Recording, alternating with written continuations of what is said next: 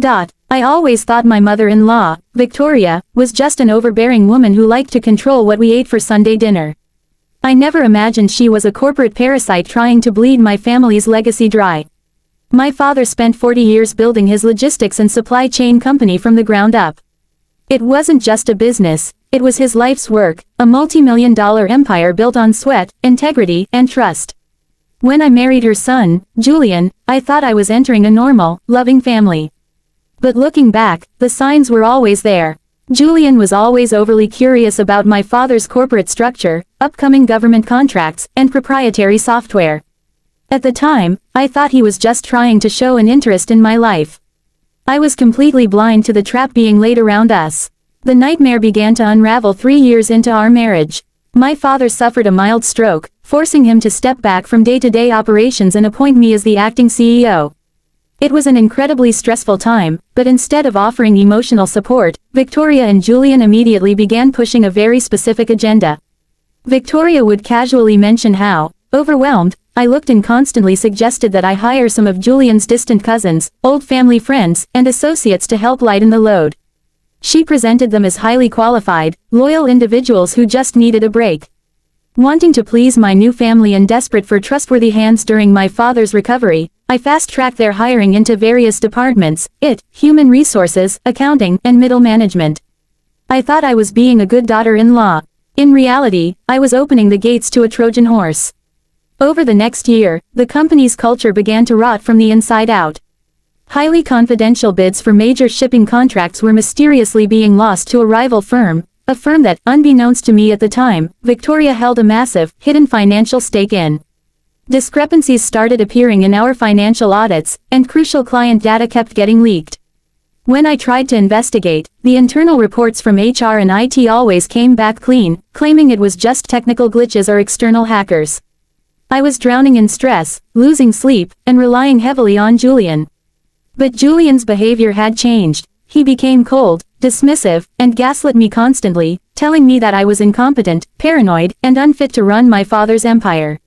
He even began pressuring me to sign over a portion of my shares to him, claiming it would take the burden off my shoulders. The breaking point arrived on a Tuesday evening. I had left my laptop at the office and drove back late at night to retrieve it.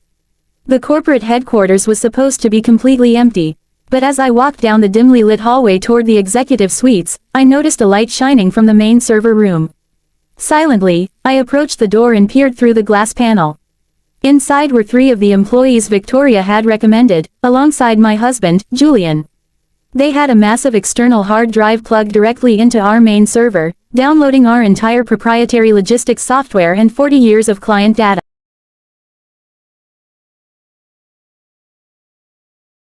including Julian openly bragging about how his mother was going to destroy my father's company once the data transfer was complete. My heart shattered, but the sadness instantly hardened into a cold, calculated fury.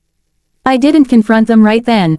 I quietly left the building and called a high-profile corporate investigator and a cutthroat divorce attorney that very night. Over the next 48 hours, the investigator uncovered a horrifying truth. Victoria hadn't just planted 3 or 4 people. Over the span of 2 years, she had systematically planted 27 employees across every single critical department of our company.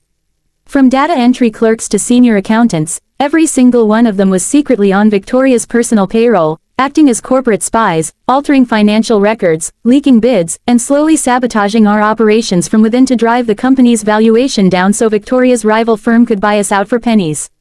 Armed with ironclad evidence, forensic digital audits, and the video recording, I didn't just file for divorce, I launched an absolute war. 2 days later, I called an emergency all-hands meeting at the corporate headquarters.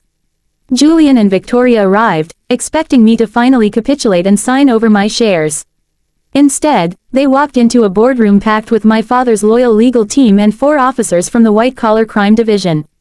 I stood at the head of the table, looked my husband dead in the eye, and served him with divorce papers. Before he could even speak, the projector screen turned on, playing the video of him stealing data, followed by a spreadsheet detailing the names, roles, and bank transactions of all 27 corporate moles. The look of smug superiority completely evaporated from Victoria's face, turning a sickly pale color. Within seconds, security teams accompanied by police officers moved through every floor of the building. In a synchronized sweep, all 27 planted employees were intercepted at their desks, their corporate access revoked, and their personal belongings seized. The sheer scale of the purge sent shockwaves through the entire corporate district. Julian and Victoria tried to threaten me, claiming they would take half of my father's company in the divorce settlement, but my attorney just laughed. The prenuptial agreement they had signed had a strict infidelity and criminal misconduct clause. Not only was Julian getting absolutely nothing, but they were also facing massive civil lawsuits for corporate espionage and intellectual property theft. The divorce was finalized in record time, setting me entirely free from a family of sociopaths. Victoria's rival firm collapsed under the weight of the legal scandal, and she was forced to liquidate her assets just to pay the damages and legal fees. Julian and his mother are currently facing federal indictments, their reputations permanently ruined. Today, my father is fully recovered, and together, we have completely rebuilt our company, stronger and more secure than ever before. Looking out from my office window, I no longer feel the suffocating weight of betrayal. The moles are gone, the toxic marriage is over, and I finally have my life, my family, and my freedom back.